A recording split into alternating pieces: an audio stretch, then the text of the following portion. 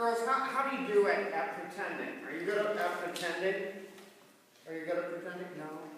You're going to be good at pretending by the end of the day. Because we're going to go on a couple of hikes today. And you're going to have to pretend because look around. We're inside. Normally you don't go hiking inside. Normally you go hiking outside. And we're going to go for 2 different hikes. And the first hike, I'm going to warn you, you're not dressed for it. You're going to get muddy. And we're going to go through a creek. And we're going to kind of climb out of the mud. And I hope nobody gets stuck in the mud. But if you do, it's okay. Because we're going to pull you out of the mud. But you got to pretend that you're okay. Let's go hike. And then the second hike, it'll be real rocky. We'll have to climb to the top of the rocks and see how that goes. But let's start. Ready to go hiking?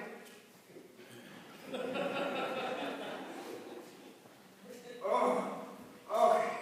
And we've been hiking for, are you getting tired? Oh, I need a bottle of water. Because I've been hiking for like 4 miles. And, be careful. Oh, no. Look. You see that puddle? Don't slide in the puddle. That's really muddy. Be careful. Stay way over here. Way over here. Oh, no. Oh, now I'm going to get across this because you see right here is the edge of the little stream. Oh, careful. And there's the edge of the other stream. Do you think we can jump across that without falling in? The only problem is, notice the other side. Be careful over there. The other side is real. It's that little hill right there. You can see that and it's the water and it's muddy and... Okay, go ahead and you go first, one at a time. Jump over it. Oh, what are you going to do now? Your right foot. It's all wet. Can you jump over from here to the other, all the way on the other side right there? Can you do that? Can you jump over there? You just went right through it. I figured you were going to do that. Should have brought a towel and change of clothes for you. Can you do it? In the skirt? Oh, look at like. Very good at jumping. I used to be good at jumping. If I fall in, are you going to pull me out? Yeah. I figured you would. You will, though? Okay, here we go. Oh, I'm not very good at jumping. Oh, no, rescue me, pull me out. Oh, I'm stuck in the mud. I can't get out. What are you doing over there? Oh, thank you so much. I don't know. Look how covered I am in mud. If you hadn't been here, nothing would have changed. But you didn't help me. You got me out of the mud, didn't you? Okay, that was the end of the hike. Now let's go hiking again. This hike's going to be different. There's no mud, there's no water. We're just hiking along, but look at that. We can climb all the way to the top of that. Do you think we can climb on all those rocks? Do you think we can, it's going to be really hard, but if you put a foot on this rock, and then maybe you can get another foot on that rock, and then maybe up on this rock, and maybe we can get to the top. Do you think we can do that? You are so optimistic. One foot right here, put a hand right here. Be real careful. You can put a foot on there, and then climb to that one over there, and then climb up to there, and wait for us when we get up there. Okay, can you do it? Go for it. Oh, yes. Oh, what? You're a good climber. Can you do that? Yeah. Oh, wonderful. Oh, look at that. That's amazing. Keep on. You can do it. You can help her. Yeah, get her up there. Let's study there. All right. Now, I know it's hard to you make it look like me. I don't know if I can do this, you guys, but I'm going to try. You can put a hand here. Oh, that's good. And climb on this rock. This is good. Look at that view. Look how the sun's setting over the valley, isn't it? And yeah, look at you. You're kind of like sunshine and happiness too. Look at that view. That's great. That is cool. You know what? We just went on 2 different hikes. Now tell me the answer to this question. If we were really hiking today, and the first hike done, it's rainy, it's muddy, there's creeks to go across, or the second hike where we're climbing rocks, which is the easier of those 2 hard hikes? This one? Why is this easier than the muddy hike? Because what? Oh, you like climbing. Okay. I think it's easier to climb on rocks because you know your feet are going to be solid, and then look at the view. That's great. But when you're climbing in mud and you get stuck in creeks, you guys rescued, you saved me, you did, but you guys saved me in that creek thing. You pulled me out to safety. I would always rather climb on rocks and get to a great view like this than climbing in mud. Be careful, don't fall off a cliff. You know what? King David in the Old Testament, he was talking about taking a couple of hikes through life. And he said this of God. He said in Psalm 40, verse 2, he said, God lifted me out of the slimy pit, out of the mud, out of the mire. And he set my feet on a rock and gave me a firm place to stand. It's kind of what we're trying to do today. We climbed through the creek and we jumped over, and it was windy, it was slippery, we're all dirty. But God wants us to be able to climb on rocks. And so he forgives us from our sins, and he puts us on the rock of forgiveness. And then we have a view of how life's supposed to look. And it looks pretty good because God loves us. All right. We're going to put our hands in and pray. You want to help us? Okay, close your eyes. Hands in. Let me pray for us. Jesus, thank you for getting us out of the slimy creek and getting us to the rock and giving us a view of what it looks like to be forgiven. We praise you for that. In your name. Thank you, girls. Boy, we have a lot of visitors, so I need to adjust something. I need to give a little review of where we've been for the last few weeks because there are enough people that haven't been here for it.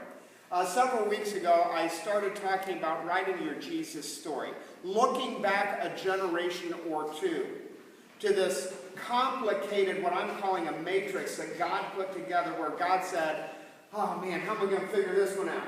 I got to get your grandparents on two sides, two completely different families, to give birth to children that will somehow meet, marry, fall in love, and have children, and eventually one of them becomes your parents, and then those two sides come together, and eventually they have you, and eventually somehow you get to Miami County, Ohio, and on a Sunday morning you're here. That all came from Joshua 24, and boy, did I stretch that one out. I think we went 3 weeks saying the same thing over and over again. You guys are going, I only need to come 1 out of 3. But the Jesus story, what Jesus does in your history to get you right here, because that's where he needs you. Then I started a couple of weeks ago, something that I'm going to ride for a couple more weeks, is this concept of once Jesus gets you right here, then he needs you to do something. Once he has come into your heart and saved you and forgiven you, once the gospel becomes real to you, then you need to change your world. Notice I didn't say you need to change the world. No offense. Not one of us is capable of changing the world. That's cool, because God did not call us to change the world. God called us to change our world. So if we can take just 3 or 4 people and impact 3 or 4 people, and those 3 or 4 people can turn around and impact 3 or 4 people, then that handful becomes a group, and that group becomes a congregation. That congregation becomes a part of a town, and that part of a town changes part of Miami County. We still haven't changed America or the Western Hemisphere or the whole world, but relax. God didn't call you to change the world. He called you to change your world. Now, I admitted this last week. I'm a little obsessed with this whole concept of world changers. Part of my obsession comes from Indiana Wesleyan University. I'm sporting their gear today. I should. All 4 of my children have been members of the Indiana Wesleyan University family, with my youngest son there now. I'm excited about Indiana Wesleyan, and there's this one place at IWU. It's called the World Changers Hall, and they have these busts of people. Every year they induct someone into the World Changers Hall of Fame. And the kids at Indiana Wesleyan, it's right outside the library, they go up and they rub the head of the little statue, and so they have a shiny spot on top. And that's the world changers. It's people like this. Tony Dungy. Now, he kind of changed the world, at least for the Indianapolis Colts. And he's a good man. He's an old school coach that does it the right way. Now, he was inducted into the World Changers for Indiana Wesleyan, and that's great. S. Truett Cathy, you know who he is? and founder of Chick-fil-A. He changed, well, number one, he invented the chicken sandwich, or his father and mother did. But he changed the world. Now when you walk into a Chick-fil-A as opposed to a McDonald's or a Wendy's, you don't have to say to the clerk, thank you for doing your job. They will thank you. They will come out and wash and wax your car while they're making your lunch, because it's a whole change. And so he has changed part of the world. And so those two guys got into the world changers. But I got to be honest with you. I don't know any kind of a sandwich that I can invent that'll launch a fast food chain. And I don't know if my desire to be a good customer service rep, even in my world, is going to revolutionize the way we do anything like fast food. I'm not capable of becoming a multi-millionaire with a corporation that's underneath me. That's not going to happen. And I don't know enough about football to stop rooting for the Bengals. So, you know what I mean? So I don't think I'm ever going to have a statue at Indiana Wesleyan as a world changer. You know what I am really excited about? I'm excited about Trevor Farrell. He's not 11 anymore, but when he was 11 years old, he was just a kid sitting in front of the television doing his homework. And I would like to say, as a teacher and a parent, you never sit in front of television and do your homework. But it changed him. He's sitting there watching a TV show, a documentary about homelessness in America. And he says to his parents, do you think that we could do something? This 11-year-old is telling his parents, do you think we could do something about homelessness in our area? And this is Indianapolis. And his parents said, you know what? If you really feel like God's telling you to do something, why don't you get some of your allowance together and we'll make a donation to a ministry that already deals with homelessness. And he said, well, that's good, but I'd kind of like to do something a little more me involved. And he said, what do you have in mind? He goes, could we make a sack lunch and maybe get a blanket out of the linen closet and go down and find a homeless person and give them the sack lunch and give them a blanket? And his parents reluctantly agreed. Now, several years later, this 11-year-old organized this little group of his friends. And now, routinely, they go down and they hand sack lunches and blankets to the homeless people in their town, because he wants to change not the whole world, just his world. Now, he's never going to have a statue at Indiana Wesleyan, I don't think, but he should. Because he gets it. His Jesus story, he was changed at some moment in his life. And that change brought about him wanting to change not the whole world, just part of this world. So my obsession is leaving the Tony Dungy's and the Estruat Cathys and those guys that have statues to themselves. And now I'm just looking for examples of normal people, people like me, people like you, that will have their life changed in their Jesus story and go out and change their world. And as I've been looking for one, I found one. I'm going to introduce to you Dave Rao. Dave is my friend first. He does the worship leading at my house church. He's also my boss's boss's boss. He's the level of superintendent at our schools. And he came on the opening day of school this year and talked to the faculty about a burden God has put on him to change his world. He's not trying to change the whole world. He just wants to change his world. So I invited him today. I said, you're the story I need. Will you come with me? And session members, you can yell at me Tuesday night for not getting permission for him to be here. But you can reprimand me. I'll probably endure that reprimand. Dave, let me wire you up. And we're usually done by 1. It's good. I can't wait to see us make that change of mics on YouTube. I've never been on YouTube before. That's quite an experience. I'm going to hike the Appalachian Trail. I'm going to start in Springer Mountain, Georgia, and I'm going to hike to Mount Katahdin in Maine. It's 2,200 miles. I am so excited about doing that. I'm so excited that I told you the end before I told you the beginning. So I need to go back and tell you a little bit about my Jesus story. And the reason really that I want to hike this hike. My Jesus story really starts with 3 men who literally never met one another. And in some ways their lives never should have touched one another. One was a carpenter who lived in rural Pennsylvania, Franklin, Pennsylvania, to be specific. And he and his wife had one son. His name was Ted. And they were very happy with their life of 3. 20 years into this wonderful life, they had another son. And so Robert was born, and his only brother was really another dad to him because he was 20 years older than Robert. The other man, the first man, the name was named Charlie. The second man is named Alfred. And Alfred lives clear across the ocean in a whole other country in England. And England and Alfred and his wife had 2 kids. They had Larry and they had Iris. He was a fireman. In fact, he was the captain of the London Fire Brigade in London. And so he lives in this thriving metropolis, one of the biggest, greatest cities in the world, where Charlie lives in rural Pennsylvania. Never should have gotten together. And the only reason that their families ever got together was because of a third man living in another country. His name was Adolf. I'm sure you probably all know Adolf. He was a world changer, Adolf Hitler. And because of Hitler's political aspirations and ideological thoughts, he rumbled the world to the fact that the Brits and the Americans decided they were going to join forces in World War II. My dad was Robert. He was of fighting age, signed up, went into the United States Army. Iris, on the other side of the world, was a young lady who decided to join the British Army.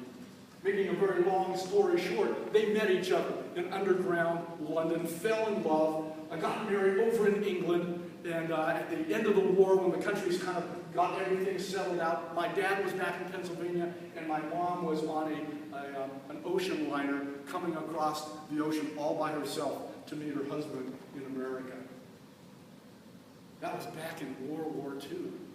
They formed their little house in Franklin, Pennsylvania, and I was born in Franklin, Pennsylvania in 1950, but I moved to Morgantown, West Virginia when I was 4 years old. Grew up in West Virginia, fell in love with West Virginia, fell in love with hiking in West Virginia, loved the mountains that are there. I grew up in a Leave It to Beaver home. I had one older sister who beat me up a lot, but other than that, I had a great, great home. Parents were wonderful, but I grew up as well in a very apathetic home as far as religion was concerned. We went to church, but I didn't understand what was going on. And when I got to be a teenager, Mom and Dad said, you can stay home if you want to, which I gladly did. And so I grew up in a very apathetic setting. But because I was in Morgantown, West Virginia, which is where West Virginia University happens to be located, when I finally graduated from high school as an agnostic, really had no real idea what religion was all about, I went to one of the top 10 party schools in America, West Virginia University. And I went there, and believe it or not, God in His sovereignty allowed me to meet some wonderful evangelical Christian young people, college students, and they introduced me to the claims of Christ for the very first time, at least with ears of faith, that I had ever heard who Jesus was and what Jesus wanted from me. And so I yielded myself to Jesus Christ, and I tried to grab hold of the redemption that's found in His blood. And I found myself wonderfully saved in this wonderful reality of Jesus. That was in 1970. That's 44 years ago almost. And 44 years I have lived with just a passion for the Lord and really trying to figure out, what God do you want me to do? How do you want me to change the world? That brings us now, I could spend probably until 1 o'clock talking about the 44 years that I've experienced in the power and the wonder and the glory of the Lord. But it kind of brings us more to the present. It was 1 year ago, not today, but this month, that I picked up a book. And this book was called Becoming Odessa. It was written by a 21-year-old college student. Now, that's about as far away from me as you can get in identification. But she hiked the Appalachian Trail. And as I started reading this, every page that I turned to, God just said, this is you. I mean, you can do this. This is exciting. I just kind of got drawn into this book because I love to hike and I love to be outside. And so by the end of this book, I thought, I'm going to hike the Appalachian Trail. There was just a couple of problems. None of my kids, I have 4 of them, knew anything about this. And most importantly, my wife didn't know anything about this. And so I kind of bridged with each one of my kids before I talked to my wife. What do you think of hiking the Appalachian Trail? And they all all were really pretty excited, and they had two questions. Are you going to hike alone? I said, yeah, probably. And secondly was, does Mom know? So I ended up talking to Mom, talking to my wife, Kathy, on the way home from this family gathering that we had down in Tennessee. And I was driving along, I said, Kathy, because she had read the book before I read the book. And I said, Kathy, reading this book about becoming a DISA, I'd really like to hike the Appalachian Trail. And she said, you would? I said, yeah, I think that would be really a great thing to do. And she said, you want to do that? I said, you're kidding, aren't you? You really thought I should do? She said, yes. Of course, then she had about 100 questions as to how we're going to handle life while I'm gone on this trip. And then one of the questions was, how are you going to do this? Because you work, I mean, this is going to take like 120 days to hike it. How are you going to take off 120 days from work? I said, I don't know. But I'm going to try to see what's going to happen. I picked up another book. And this book was called A Walk for Sunshine. And this guy by the name of Jeff Ball decided he was going to through hike the Appalachian Trail. Well, he was going to do it for an organization to help handicapped children, of which his brother was one. And so he decided that he would have people sponsor him on this trip. I thought, I could do that. I could hike because I love to hike. I don't know a whole lot of other things really good, but I could hike. I don't know if you've noticed, I've gone through this stream now about 6 times. I could hike, and maybe people would be willing to sponsor me on this hike. So I went and I talked to my boss, who was the president and CEO of Big Picture Business, and I said, Bob, I'd like to hike the Appalachian Trail. And he said, that'd be great. I didn't even tell him about the fundraising part of it. I thought, but I'd like to do that and see if I can raise some money for the school. And then his eyes got really big. He said, yes, I think we should do that. I just couldn't believe how smoothly this came to be.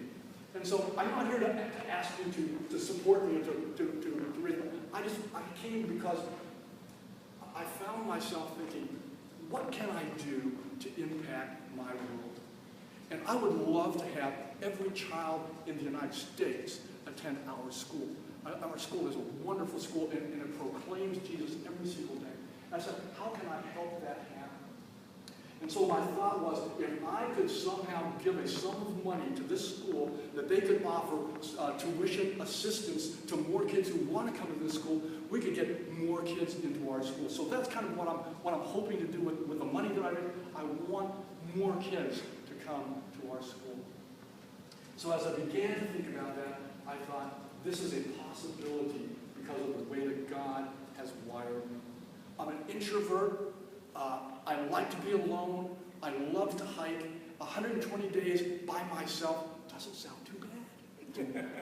There's a lot of rain. There's a lot of adversity. And I think that I have the kind of mindset that will just embrace that and truly love it. One of the things that I've found, and I'm going to close with this, one of the things that I've found when I've had opportunities to maybe impact people, I have found that I have impacted so much more than the people are.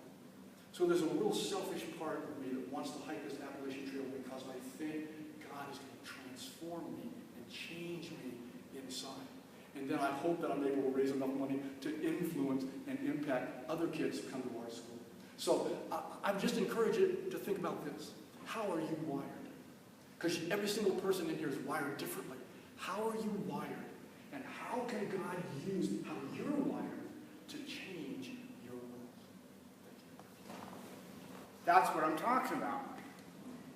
This combination of two things, and both elements have to be there. If you don't have a Jesus story yet, if God has not come in and redeemed your heart, you've got to get that thing taken care of first. You have to come to terms with the fact that the God of the universe, before he created the universe, marked you out. And he called you out. And he let you know what, as good of a person as you are, and I'm looking at a lot of really good people, no matter how good you are, you're going to fall short of God's holy standard. You need Jesus. And Jesus is so willing. We've talked about this over the last few years. Jesus stands at the door of our heart, and he knocks and goes, if you just open the door, I'll come in. And I'll come in with all kinds of forgiveness. And I don't care how far back your failures go. I'm willing to forgive all that. That's what dying on the cross was all about. God's blood, Jesus' blood on the cross, is sufficient to forgive your sins. That's your Jesus story. You get that taken care of, then you just have to start asking a question. What am I good at? What lights a fire inside of me? What am I passionate about?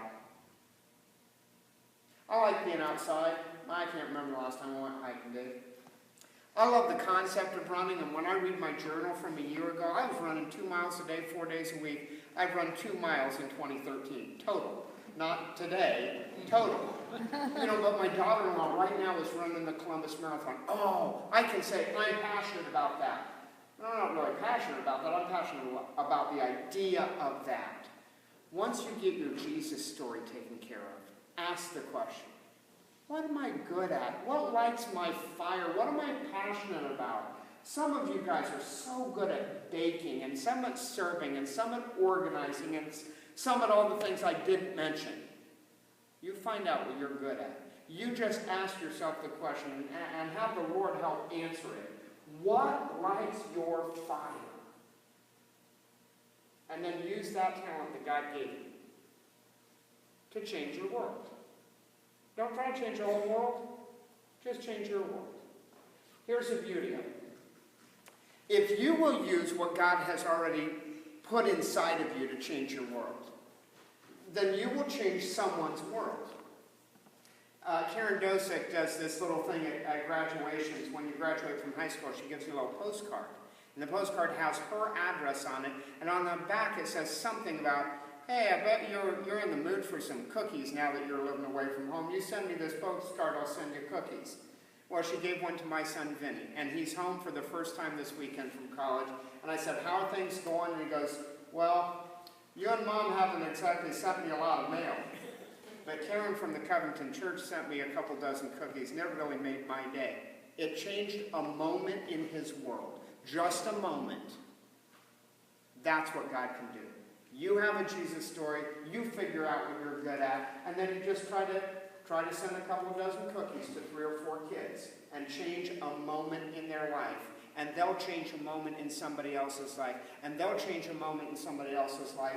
And look out, the kingdom of God will work the way God designed his kingdom to work. And that's what it's all about. Dave, thanks for being here. Okay, let's turn our attention to our prayer needs. That was an unusual sermon, right? Because neither one of us got to use my favorite line.